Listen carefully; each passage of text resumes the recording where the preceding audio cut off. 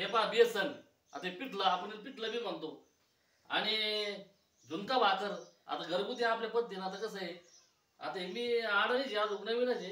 हे बघा आता पीठ टाकलं, आता हे आता असं हाटून घ्यायचं. हाटायचं नाही माग, हाटीत राहायचं नुसतं, कष्ट करीत राहायचे, भ्यायचं नाही. जाड होईल नाही तर पातळ होईल. कचा कचा हाटायचं असं मस्त, असे गिठवाने राहायला पाहिजे.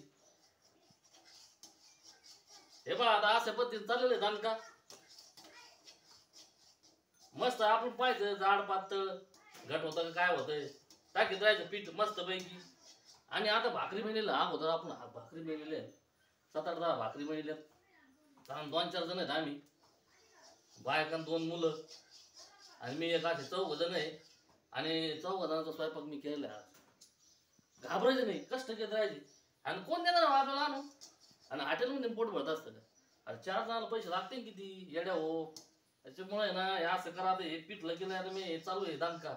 आता मी पीठ टाकतोय, कसं होईल, झालं पातळ तर होईल पातळ, घट झाला तर होईल घट, पण घाबरायचं नाही. आता हे पहा, आता हे लय दानका. आता हे जमा ना मला जरा करतो मी, हातीतोय की थोड्या हालीत राहायचं, हालणं बंद नाही करायचं.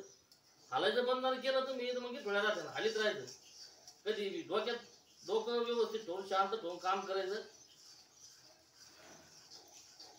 मी आता घामाघूम झालोय पण तरी घाबरायचं नाही, करीत राहायचं.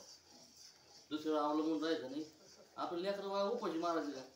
हा मस्त पैकी. आणि या जेवायला आता हे होईल थोड्या वेळाने मस्त पैकी चालू आहे दानका. आज पोळत पण चटके बसते, मग चटका जरी बसला तरी काय अडचण नाही. काय होईल, 1-2 वेळेस चटके बसतील, पण नंतर तो ओके होईल.